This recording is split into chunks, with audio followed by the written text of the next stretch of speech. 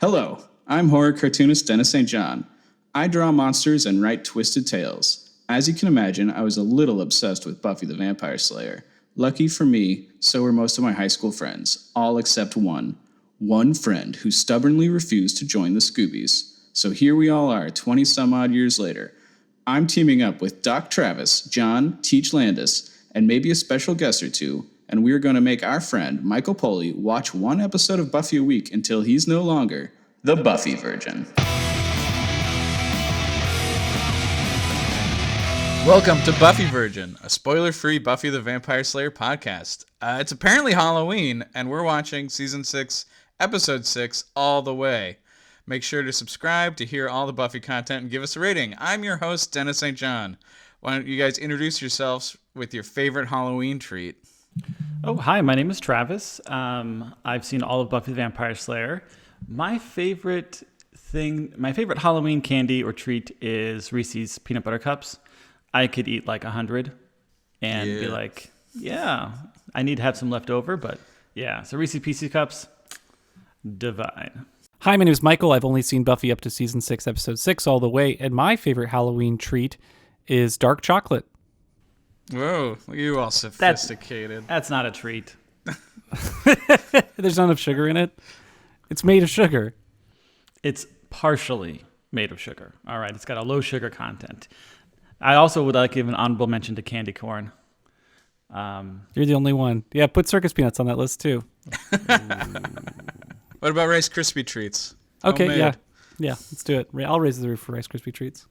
That's not a Halloween candy. Candy corn. They found a way to package Rice Krispie treats. They're available in Halloween mode now. All right.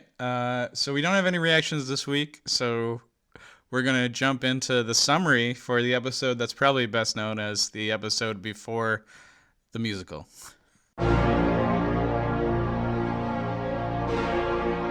The summary.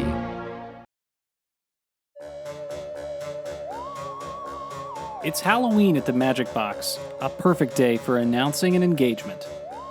Willow tunes up the celebration with some magical decorations, while meanwhile, Dawn lies about going to a friend's place, so she can meet up with some cool older boys, Justin and Zach.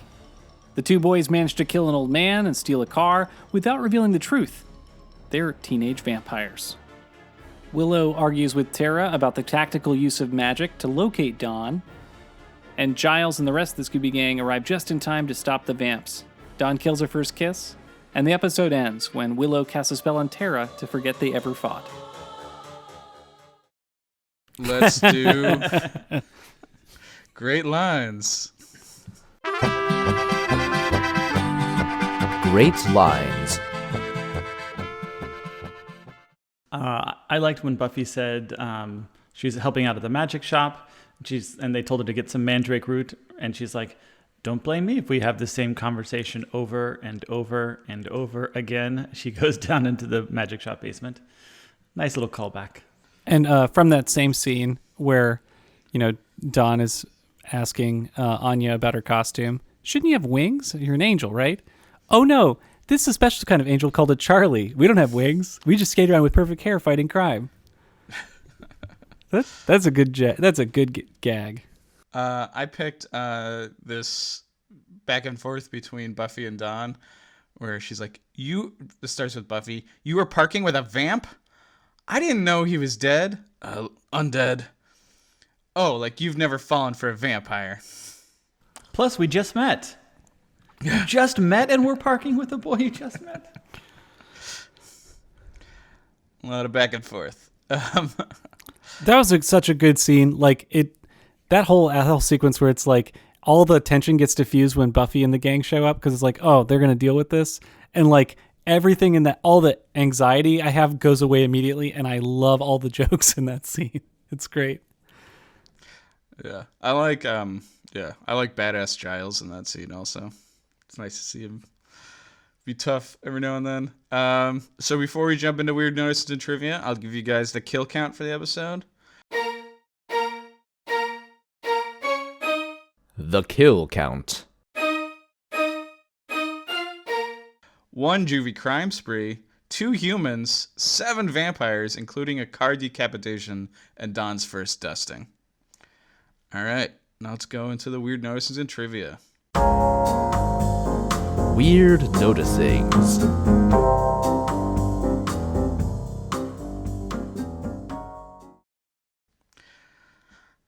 So I just thought it was interesting that in the season 2 Halloween episode, Xander was bullied by a pirate, but now he is a pirate. Growth? I don't know. Something oddly satisfying about knocking out that pirate. There was a Peanuts reference Yeah. in this episode. To Voice. the Great Pumpkin episode, right? Is that what it's called? The Great Pumpkin? Yeah. Charlie it's Brown the and the Great It's the Pumpkin? Great Pumpkin, Charlie Brown. Yeah. Okay. It's nice. Willow and Xander watch the Charlie Brown Christmas. Spike watches the Charlie Brown Halloween special. So I think it's up to maybe Tara to watch the Thanksgiving special. But I do want to point out that Peanuts is more than just the holidays. Peanuts is all the every day. So Dawn is stealing from the magic shop after Willow gets distracted by the candy cane kid, or so candy corn baby. So what is she stealing? I mean, is this something we know? That's like a dragon coin. I have a little picture of it if you scroll down. Oh, let's look at it.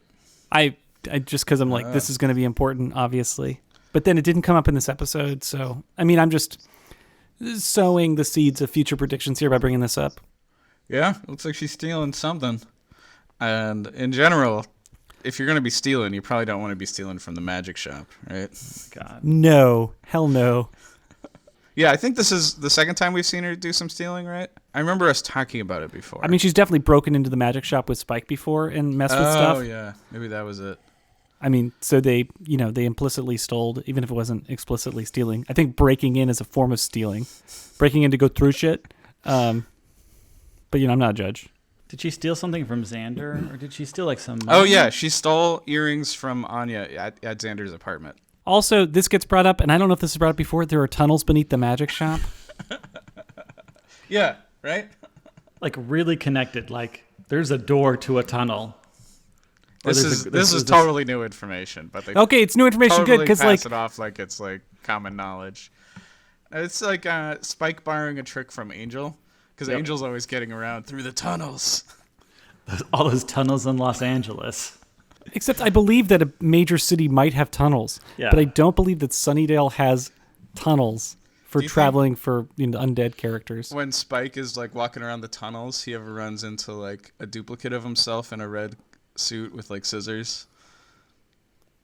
It's a us reference. Oh, I haven't seen it Oh. yet. Oh, looking forward to it. A blank stare from me. I'm like, what? Oh, okay.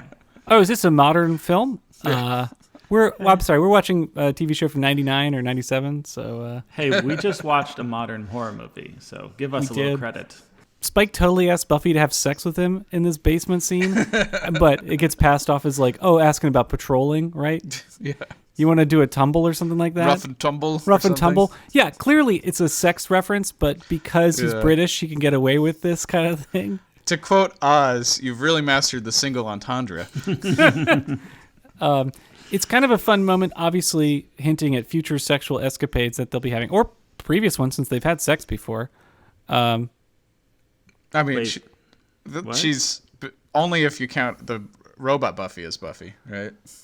Oh, I guess. Oh, they didn't have sex when they had the magic, whatever the something blue Oh. episode. Do people not say that as a sex episode? Well, they weren't married yet. Okay, sorry. How could they have had sex? They're not married. Never mind. But it does Futures. seem like their relationship is a lot different this season than it had, at least so far, than it has been in previous seasons. Like, not only like are we getting like that she's only comfortable around him now, but like she's not even really like beating him up or is like Yeah. appalled by the shit that he's saying. It's completely undeserved. This character shouldn't exist, but it is fun. Yeah. I did enjoy Spike this up. Buffy thinking Xander is talking about marrying Dawn. Legit weird. Yeah. So creepy. And yeah, people who read the Buffy continuation comics will probably have something to say about that, but we're not counting those. Oh no, does Xander marry Dawn in the continuation? Continuation, you mean Series 7, Series 8? Yeah, like 8 through 12 or whatever, however Oh, long. it whoa, went. jeez. All right. Even I stopped reading it. And you seem like a fan, sir. You seem like you read comic books. You seem like a guy who reads comic books. So after I guess Xander announces the engagement and they're going to have a party back at Buffy's place, did anyone else think that Willow's magical party decorations were just okay? Like, not as spectacular as you'd expect for magic direct decorations. Like, they were just above, like, slightly prepared. Yeah. It's... But also, I don't decorate, so I mean, I'm totally shit talking here. Like, my decorations, our decorations for like holidays are like a wreath. We like to do a holiday wreath and then maybe one decoration. That's like, but we don't, because we don't want to be decoration people. So like, also, who has engagement decorations? What would those even be?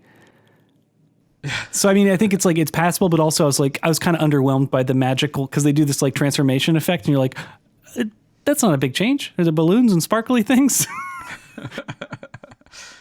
Yeah. They didn't put the effort into this episode. It's like, do you ever go over to somebody's house who has like already has like their lights set up that they can change color at any point? And like, all right, it's a party. We're turning on the blue lights. You know? It's cool, but it's low effort. Low effort. There we go. Yeah, it seemed like it was like so unimpressive. It felt like Willow should not get in trouble for that. Right. If there was like a fountain and like dragons flying around the house. Yeah. But like, to be fair, they didn't know what those decorations were going to look like when they wrote this and shot it and everything. That was like the effects folks, you know. That's like the last part of the episode to be done.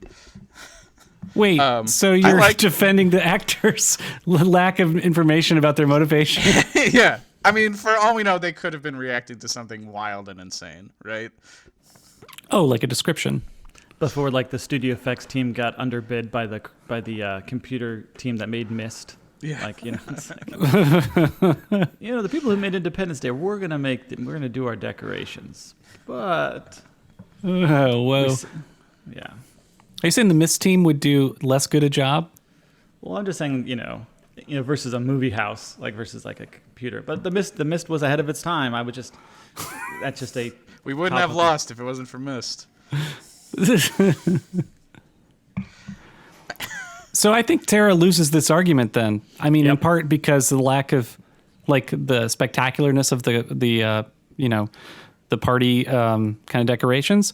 But her argument is that she shouldn't be using like practical magic, like just for fun magic. And then I think Willow's argument is that her magic is sustainable and biodegradable. And like Tara's like, oh, but you should do it naturally because, right? Because you shouldn't have superfluous uses of magic, right? And like, there's been this conversation about magic so far in this show, but this is such a iffy argument because like I'm into the fun, impractical uses of magic, though at the same time, like I understand it's dangerous for Willow to just play around in the world of magic that could inadvertently hurt people. So I mean, I get where Tara's coming from, but she totally loses this argument. Like Willow like just kills it with sustainability, biodegradable, also like instantaneous. Like how do you win with that? It's like, she introduced the idea of almost like, it's like recycling. Like she just introduces like an environmentally sustainable idea. You're like, oh, well, okay. Yeah, I feel like, I really like Tara and Giles sharing a like look of like, they're the adults in the room kind of look. I feel like this is like, when you have an argument coming, but then you pick the wrong like moment to bring it up. Like if she waited and only brought it up when Willow was like about to erase everybody from existence at the bronze, like that's a good use of like you're using extreme magics. It's just like I feel like that's kind of a relationship-y thing of like I just picked the wrong moment to create this argument and I picked a losing argument by accident. But like overall, like in the larger sense, like Tara's right of like Willow's using magic too much, right? Totally. And then like the Logan's Run spell or whatever it is to eliminate everybody of a certain age, like that's crazy. And that's totally, you're right. That's totally the right time to call it out. But this is like, come on. Yeah. Pick your battles. Yeah. You got to pick your battles. I think it takes a while to learn how to pick your battles, right? I don't know if this is a battle anybody wants to fight me on, but Dawn looks great this episode. Also, I don't know what's different about her that I'm noticing. Like, they pulled it out for the makeup to make her look like more attractive or whatever. Like, they really dolled her up to look more adult this episode. Like, and I don't know how old the actress is, Michelle Trachtenberg is, but like she's about as tall as Anya and Anya's wearing skates, right? And like, Yeah, she's tall. and I think that's where you first notice it early in the episode. You're like, whoa, Dawn's looking more mature this episode. And so I couldn't describe the makeup differences, like what's going on there, but if she's just naturally aging or whatever into the role. But man, it was very evident that she was the focus in the episode. The actress is still underage, just to... Oh no, sure, totally. But they clearly like have changed the makeup, changed the look. And it was very successful. Yeah. Oh, so she's wearing a Hello Kitty shirt this episode. Hello Kitty, very popular. And her friend this week we meet is Amber Tamblyn, which is kind of funny. I don't know if we want to talk about Amber Tamblyn too much. What is there to say about Amber? Familiar. She's an actress, right? Yeah, she's an actress. She was on that show Joan of Arcadia, which was a show my mom watched every episode of. She is the daughter of Russ Tamblyn, who played Dr. Jacoby on Twin Peaks, and so I'm more interested in her dad.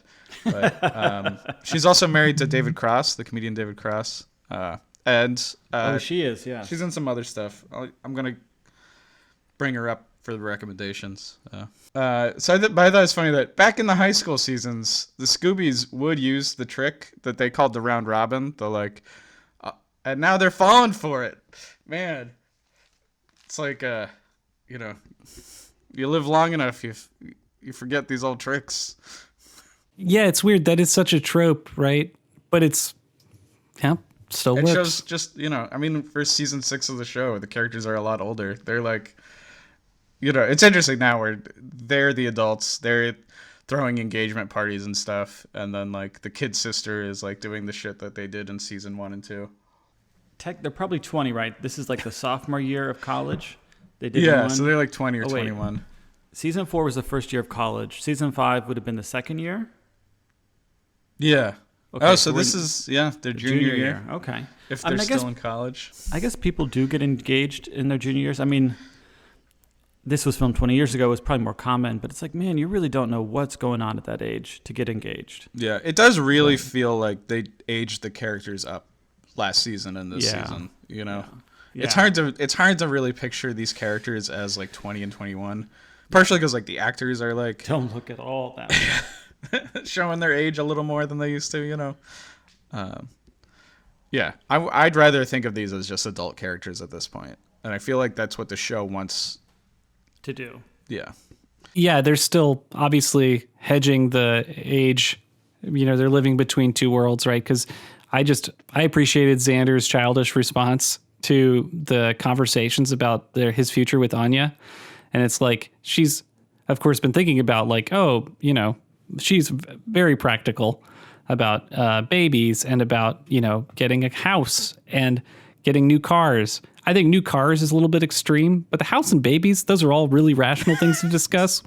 But like, and new cars is whatever. I like how you feel like cars are the line. Well, they're superfluous, I would think, if they don't already have cars. Because you're looking at cars right now. Hey, this show speaks to me uniquely. This is just triggering him. This is just triggering Mike. Mike, they live in California. They have to own a car. They don't live in a city that has mass transit. But getting married doesn't mean you have to have new cars. Well, do they even own a car? I think Anya is still basing her life on the game of life, right? Yeah. Yeah, that's true. Yeah. You don't get a new car when you get married in life. I haven't played games. You are in a car. Like that You're in a car the whole time. You just fill it up with little pegs. But you don't, graduate to a new car. Anyway, that's the only thing that part of her future planning, which is broken to me, but also she's a child as well and hasn't, she's a very naive and interesting demon character. But for Xander to be like completely overwhelmed, like it is both like predictable, and I was appreciative that they had that moment, but also it's like, oh, of course Xander's overwhelmed by all this stuff. And I think I had that feeling too when I got engaged. afterwards, like the conversations that come next, which are like instantaneous. You're like, you did that, so now all these other life plans need to be made immediately. Even though I've been, living with my girlfriend for 10 years at that point. Yeah. I feel bad when folks get married that everybody around them starts asking them about babies. I'm like, leave them alone. I will never ask a friend who just got married about babies. Not going to happen. Not from this guy. But setting a wedding date, totally realistic thing to be talking about. Yeah, totally. Man, when we meet the Don and Amber Tamblin's dates, these teen delinquents, they're such little punks and so bad at it. They remind me of Mike and Bobby from Twin Peaks, but like even like weaker sauce than them. I mean, do you like that cut where it's like, I guess Amber Tamblin's character's like, what do you guys want to do, right? And like hinting like they're just gonna have sex in this playground or something like that. And then like they cut to them, what is it, like just egging a decoration. Yeah, egging houses and cutting tires. Oh, they weren't even, they were just letting the air out. Oh yeah. Which is nice. I mean, it's better to do that. I mean, it would have been great if they vamped up and bit the tires. That would have been. But their like plan is to eat these girls, right? So then this is we all don't just know that yet. Okay. Well, we know it in retrospect. Yeah. So all this stuff is just like just distraction for the girls. I think they got bit when they were at this dumb age, and these are the things they genuinely like doing as vampires. Yeah, consequence-free egging. I mean, is the one dude wearing a classic Letterman jacket? Like, I mean, when were these guys vamped? Like 50 years ago? Like, I have no idea. They were just, weren't they? Didn't it feel like they were just turned? Like they were so stupid at it. Yeah, because I think they still go to high school, right? Yeah. Yeah, they were in high school. I've seen you at parties, and listen, I guess that doesn't mean they go to high school, but they seem like they go to high school. Or did. They can always, I guess, just claim they go to a different school. But he's wearing like a Sunnydale Letterman jacket. Yeah. Yeah, they're freaking idiots. I mean, you could see through that ruse pretty quickly, right? If it was like, how come I don't see you at school? Like, That's it can't school. be there. Can't be that big school. Yeah, nice one. Okay, so the old man gets the setup. What's his name? It's like, I didn't write it down, but I like that old man setup. He's like such a spooky old weirdo, and he's into the toys. He reminds me of that old guy in Blade Runner. You know, the guy who built the runners or whatever. Yeah, so from the setup of the episode, from the cold open, we assume this old man is going to, something with the toys is going to happen. They're going to be trapped in toy world.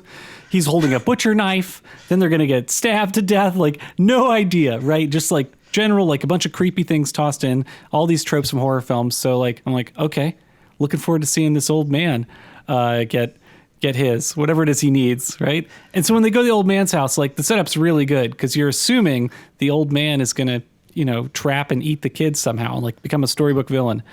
But man, when it's just instead it's the saddest turd right in that story, and it hurts so much emotionally, which is a weird feeling to have, and this fake out feeling where the old man, he's like, I got a special treat for you guys, and he says it in a creepy way, and it's literally Rice Krispie treats. And so is it Andrew the name of the vampire? I can't remember the name of the vampire, but when Letterman Jacket kills the old Mike man, and Bobby. Yeah, Mike and Bobby, it's fine. Yeah, so when the old man gets killed by one of the vamps, just fucking heartbreaking. I love all the tension. What's that? I so identified with the old man. I'm like, oh, this is going to be me someday. Like a fringe character walking around out of time, out of place. Yeah, and as I've gotten older and more into my hobbies, like when they're like, look at all these toys this old guy has, I'm like, don't make fun of my toys. Don't make fun of my Godzilla. Roar! Yeah, anyway. That's the saddest part of this episode, and it was so painful to watch. And it was interesting flipping expectations, so that was accomplished, but at such emotional consequences. I felt manipulated. As sad as that was, I was like reacting a little bit more just to the random carjacking homicide. Like that really triggered me because I was like, wow, life is so not precious that like a character you've never seen is just killed Really. for their car. And also like, how do you hang out with people and then all of a sudden they have a car? If they had a car this whole time, why were they walking this whole time? It was just like, I was just like, no, that's such a red flag. It did take me back though to like back when having a car was like a wow instead of like just a thing that everybody needs. You got a car? Yep, just that precious time in high school, before, when some people have cars and some people don't. Yeah. I decided while watching this, I don't like seeing Dawn make out.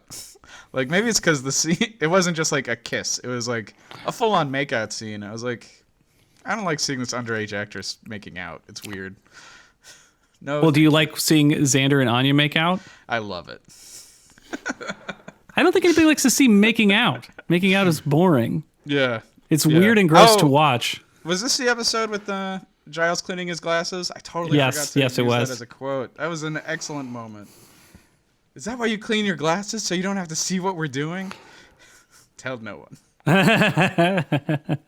I mean, just watching making out is weird. Less making out on TV in general.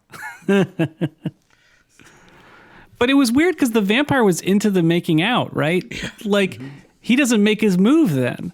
And then he takes all this time. And, like, I get on camera that reads as tension because it's like we're anticipating it and we get to anticipate it longer. But, like, they're literally, like, we're just watching what is, a delightful makeout sequence, just anticipating the moment when, Dawn's going to get her face bitten off. It was good tension. I was worried for Dawn. Yeah. These guys would kill an old man and kill someone to steal a car, all while keeping that information from the girls that they're, going to be playing with. Like, this is a great classic vampire episode. It's how it feels. Yeah, and, we don't see that very much anymore because we've gotten so big.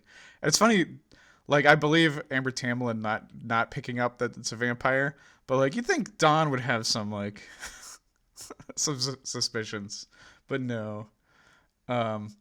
So when they go searching for Dawn, Willow and Tara end up in the Bronze, and it's like the first time we've been in the Bronze like since forever. Like I don't remember the last time we were here. I miss the Bronze. It was nice to see it again. And it's funny also Willow being like, "Yeah, this is where I'd go if I was 15." Well, not me, but it's like you went there all the time when you were 15. Yeah.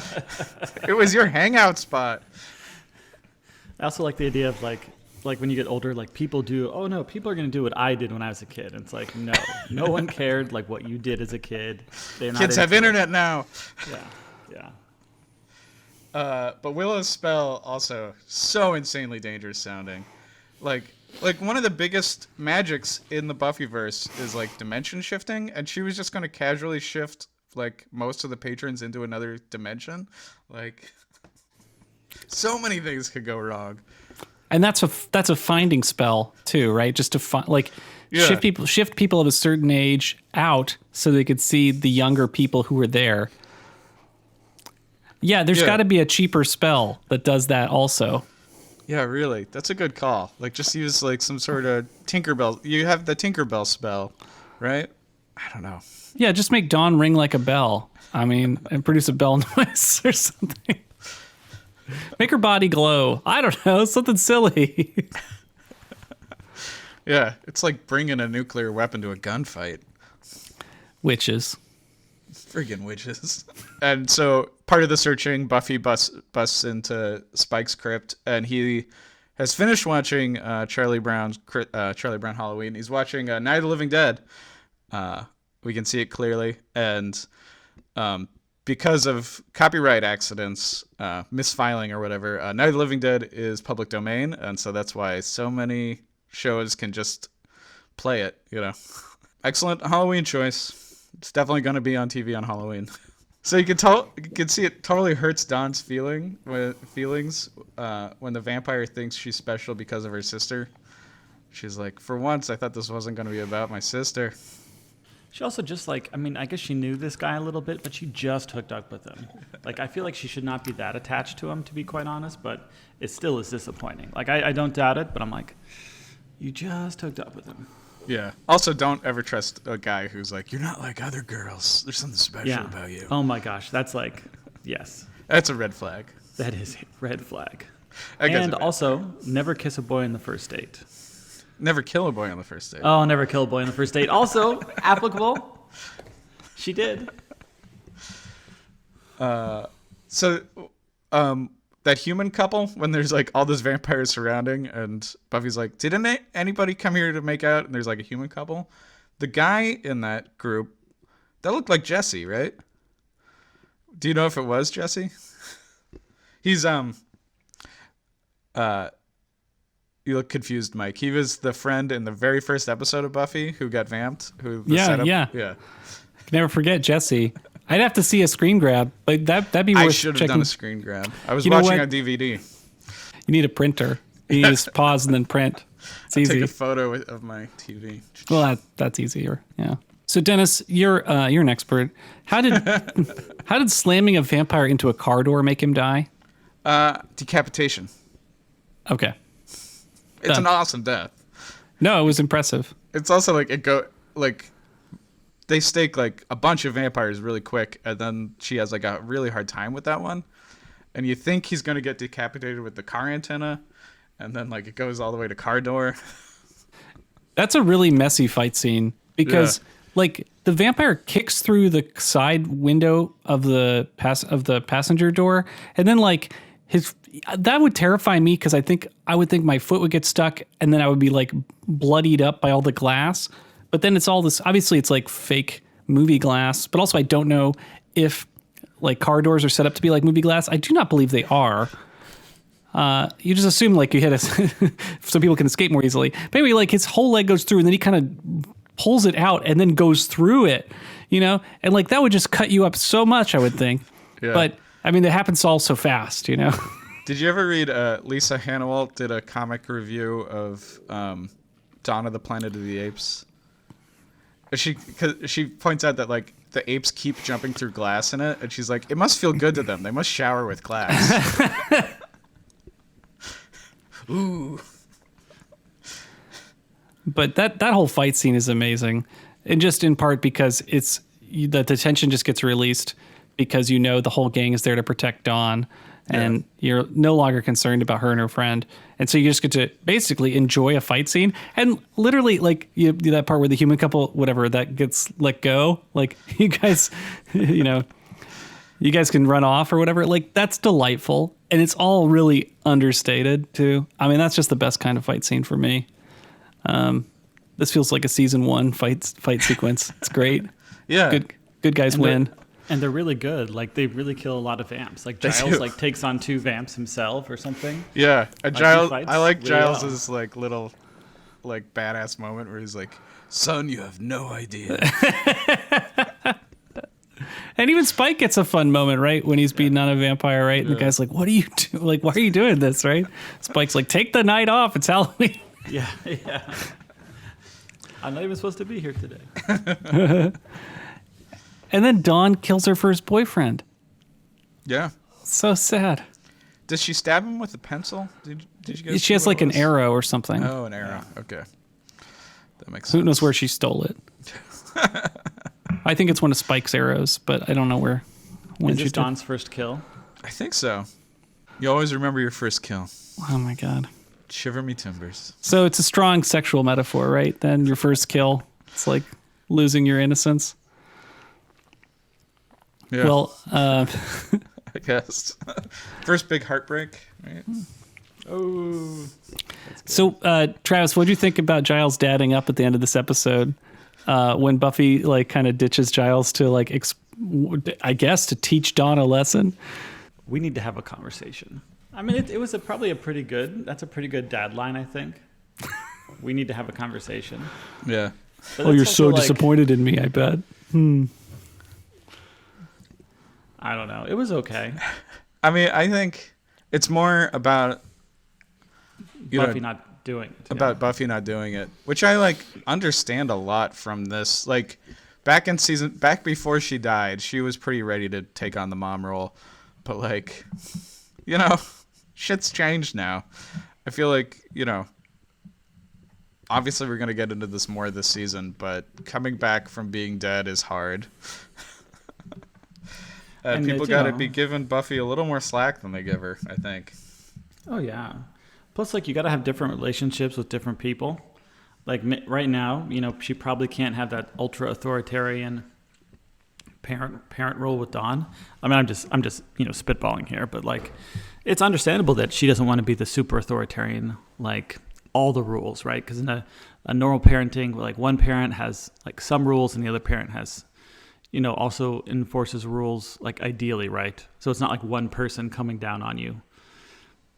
So, I mean, Buffy comes down on Dawn a lot. Yeah. So it's like she just wants another parent figure to come down on her too, right? Because she has a lot of rules. She tries her best. Yeah. That's a tough one. I do like, I mean, it's a very informal, this mom-dad thing with, Giles and Buffy. So it's fun to see that scene, but it's also, it just felt a little bit weird. Like, I felt like Buffy was giving up some responsibility to Giles. And I know you were complaining a few episodes ago how Giles needs to dad up, or like, he shouldn't have left in the first place. So because he'd be around and be a better father figure. And so it seems like he's naturally filling that role, right? Like, clearly Tara and Willow, neither of them are like in a place currently to do any kind of moral, give any moral direction to anyone about what they should and shouldn't do. Mm-hmm. Like, Giles isn't the best place to do that. But it was just it's just strange, like, to see this it's basically a parental scene playing out, and like, it's kind of beyond role playing now. Like, Giles is dad, period. And like, that scene really made it clear that Giles is dad. And I don't mind that, but it's interesting to see that happen. Well, and you could tell Giles reluctantly stepped into that, right?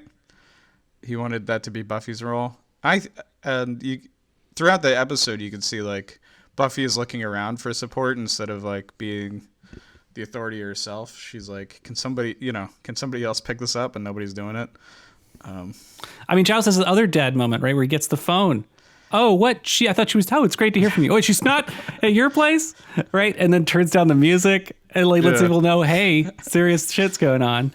Like, it's just It's interesting that this responsibility figure is so needed, that everybody just wants to be irresponsible. Ugh. But I like Giles' dad. It's a fun, weird character. And then, of course, brings us to the end of the episode, which has the most effed up thing that's happened, where Willow magically manipulates Tara to win and end an argument over whether or not she should be using magic superfluously with the forget spell. And like, that's demented. Yep. I'm deeply bothered by the end. Welcome to like what's probably one of the most controversial events in Buffy, the Willow forget spell. Oh. This is some heavy shit. And she does, like, you can tell Willow kind of does it casually. Like, she's definitely not thinking about what the overall what the moral what's the morality of like erasing your girlfriend's memory. She's just like, I want to escape this argument, and I want to like feel better in the moment. Which like for a hero is like really short-sighted thinking. It's an amazing moment. It's so interesting. Yeah, I like it. I mean, they're really showing, Willow building towards a darker Willow character, but very gradually, right? Like with some of her choices. Like she's crossed some kind of threshold where magic can be done casually, and then also for her own self-serving ends. But also, I mean, she uses magic, 3 times in this episode? 1 to entertain others, 1 to help out, and then 1 for herself, right? Like just 3 times, right? Just 3 casual spells. Love it. I'm excited about this direction for the show, actually. And like if it had just ended with Giles, I guess, being the dad, and then, Dawn pouting, and then maybe Dawn looking at her secret coin or whatever it is that she stole from the magic shop, I'd be disappointed. This is an exciting way to end this episode. Really enjoyed that. Cool. Yeah. Let's move on to questions for the group. Questions for the group. All right, only dumb questions here. Can Anya have a baby? I know she wants to have babies, obviously, at least 2. Like biologically, can she? Yes. Yeah, I think she's a human now. Yeah, I mean, she's human. She talks about her short mortal coil. I assume that just means she's just fully human. Okay. Because I just want to make sure that that's true or not. Okay, cool. I Anya's assume a that wonderful form of vengeance demon, and I assume you'll have many years of non-hell dimensional bliss. Yeah, I think she can have a baby. Okay, great. Another question. What is Shiver Me Timbers? Shiver Me Timbers, excuse me. When Anya refers to, earlier in the episode, she says, Xander and I are going to hang out and he's going to shiver me timbers. It's going to show me shiver me timbers? He's going to shiver me timbers, right? Show me a game called Shiver Me Timbers. Okay, the game is called Shiver Me Timbers. And Tara says, I'm not a big fan of the timber. Yeah, it's a great joke. I have no idea what this is. Obviously, it involves the penis. Okay, so it's a sexual game. All right, but no guesses as to what this game is. I don't know what shivering is in this context. I think this is just pirate roleplay and like a funny name for a pirate roleplay scene. But Yeah. the Anya is so like earnest that I expect that this is a regular occurrence and not one night, just on Halloween thing. Anyway, you guys don't want to explore this game, obviously. Well, what okay. it is. Would you prefer, if you're going to have a pirate sex game, to call it Shiver Me Timbers or Walk the Plank? I'm surprised it's not like some obvious like find the pirate booty, something like that. I like that one. Walk the Plank's pretty. I mean, these are very different games. Shiver Me Timbers sounds like a lot of shaking around, a lot of jostling. So, did you guys ever egg houses or smash pumpkins? We didn't really prank. No, I don't think. I mean, definitely there's some irresponsible stuff for sure. Yeah. But I don't think we did any of that typical stuff. Yeah. Like toilet, TPing a house. God, think about TPing a house now. So irresponsible. Yeah. Yeah, when I was a kid, the jack-o'-lanterns we put out would get stolen like every single year, and my mom one time got like mad enough about it, she put out like a sign in her front lawn, and then the next day like a college kid came to the house and gave us like a pumpkin pie that they claimed they made with the pumpkin they stole. Wow. Yeah. That's a successful shaming. Yeah. I think that's all the questions. So for themes and deep stuff, I just wrote Willow Yikes. I feel like we've explored that, unless we have more to say. Well, I mean, the themes are definitely about, the maturity, right? Yeah. I'm about mature use of spells, spell casting, of power, right? Yeah. I guess it's like the theme for this episode is like that the gang has all grown up and reached like the next stage of problems, and they're like so different now from where we started in season 1 and 2. And Willow hasn't learned morality somehow. Yeah, that's interesting when you frame it like that, because this feels like, if you were to watch this as a first episode, it feels like, I mean, you've already stated this, but, Dawn is kind of dealing with like a season 1 Buffy problem, and the rest of the gang are moved well beyond the scope of what this series, like the initial, like, kind of pitch for what the show is. Like, they've moved well beyond it. They're all like, dealing with adult magical problems. But it's still magic. Oh, yeah. All supernatural based problems. Yeah. For the Willow issue, I wish like we saw more like spells that like were like real nice. Like they're definitely doing like a thing where Willow's like addicted, like some sort of allegorical thing, like magic is a drug, and she's kind of she's using. But I wish like we saw more like spells where Willow's like that were like more fun, or I feel like Willow's like half these spells are like work spells. You know what I mean? Like if you were like like worked at a vineyard, you'd have to drink a certain amount of wine for work, and you spit it out. It's like, you drink wine all day. It's like, I am the master vintner at this vineyard. I'm not seeing the addiction metaphor playing out.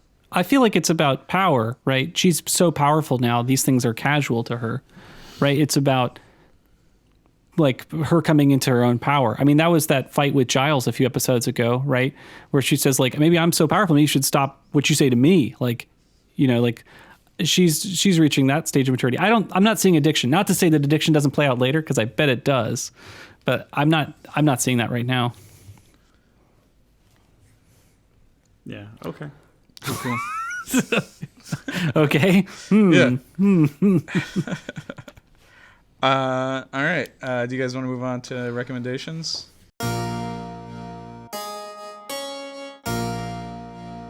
Recommendations. All right. So because of Amber Tamblyn, I'm going to recommend her father's movie, West Side Story. Russ Tamblin's in that. Because that's also about delinquent teenagers, and it's a musical to get us ready for next episode. Even though I think we're gonna do some Angel episodes in between, but And I'm also gonna recommend The Grudge 2, because that's also Amber Tamblyn, and I think that's fun because of course Sarah Michelle Gellar is in the first Grudge, and by first Grudge I mean the American remake Grudge. I'm going to recommend War of the Gargantuas, which is also Russ Tamblyn, and I never miss an opportunity to recommend a kaiju film. It's about two giant Frankensteins fighting, and it's always fun when there's like a weird American actor in the middle of this Japanese scene, and it's Russ Tamblyn. He invented the Frankenstein, maybe. Because of Anya's outfit, which is referencing a very specific Charlie's Angels episode, Angels on Wheels. So we got to drop that in there. And then might as well recommend the roller derby exploitation movie Unholy Rollers, starring Claudia Jennings from such fame as Gatorbait and Playboy. It's a real solid exploitation movie if you like that kind of thing. All right. So John isn't here to do predictions, but we might as well just talk about them a little.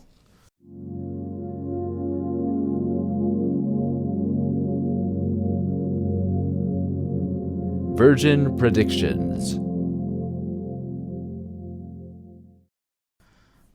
I looked through them for a second, and the only one I really found that I know you're going to get, even though we could make some stupid arguments about it, Don will go on a date with a monster. Like, you totally get that. Yep. Was that a super? That was a regular prediction? That looks like it was a regular, although I'm not sure where it shows that. Okay, then we got to wait for John to do his documentation. Yeah. You also have a super that's Don will become a slayer, and I mean she didn't become a slayer, but she did slay some vampire. She did slay a vampire, so we can at least make an argument about it. So good job. Well, I've got some new predictions. I'll make them anyway, and then we'll just give all this work to John next time we get together. Prediction 1 here. I believe that the dragon coin that Dawn steals in this episode, so I'm just marking it, season 6, episode 6, is going to get Dawn into trouble. This coin gets a close-up. Look, if you're a supernatural object, you get a close-up. I better pay attention. I believe that Tara will assist Dark Willow whenever Dark Willow emerges. And that means assist her in some kind of spell. Also to say in a spell. Without unknowingly assisting an evil magician. Unknowingly. So you're not seeing her becoming like the sidekick, like the Renfield? Not like a willing. No. Let me just change that to unknowingly assist. Yeah, because I mean, obviously she can be manipulated. Tara is not as strong a wizard or witch as Willow, and so Willow's going to manipulate her. Where she'll be unknowingly assisting in a spell with terrible ramifications. But just saying this spell, not with terrible ramifications, just assist in a spell. Yeah. 3, Amy the rat will stop Willow from performing a spell. I don't know what, but I'm excited for Amy the rat to intervene somehow. In rat form or human form? Like, the rat will jump in front of the spell? I don't know. I think this is close enough to being a prediction for it to be a prediction. I get what you're saying. Like, go deeper, add more details. But Amy the rat will stop Willow from performing a spell. Yeah. I don't want to. The rat's in the name, so she'll be in rat form then. Otherwise, you just say. Oh my Amy. gosh, you guys are being so cruel. Okay, so I'm going to say Amy will stop Willow from performing a spell. Amy the rat. What's her last name? I don't remember off the top of my She. head. Yeah. And I'm going to say as an addendum here, she may or may not be in rat form. As a hedge. Really taking a stance. You just told me she's going to be in human form when this happens, basically. So I just need to say Amy will stop Willow from performing a spell. She will not be in rat form. I feel like you could just say Amy will stop. Yeah, just Willow. say Amy will stop Willow from performing a spell. Okay. That's it. Everybody knows who I'm talking about when I say Amy. Great. Yeah. Tara will be unintentionally killed by Willow's magic. And then my super prediction is Tara will die in season 6. I'm seeing the seeds of it right now in this mishandling of her. Like, it'll be devastating. I don't know what happens to Willow next season, but she's going to inadvertently kill Tara this season. That's like what it feels like. All right. Those sound like good predictions to me. Right or wrong, they're intense. All right. Well, I think that's the episode then. Thanks for coming. I've been Dennis St. John. You can find me on Twitter and Instagram at Dennis Comics. That's DENISCOMIX. That's my Twitter, my Instagram, and my .com. And I make lots of monster comics. Mike, where can people find your stuff? Oh, yep, I'm on YouTube. My channel is MP197400. I should change it, but I haven't. Yeah, there's some fun videos there. You guys should check them out if you haven't. Thank you, one and all, for listening and talking to us at Buffy Virgin. Don't forget to rate us and review us and subscribe and write comments. We love it. You can watch us on YouTube. Our Twitter is @BuffyVirginPod, and our Instagram is BuffyVirgin for monster drawings and stuff. You can also check us out at BuffyVirgin.com. Reach out. We love to hear from you, and we'll see you in hell.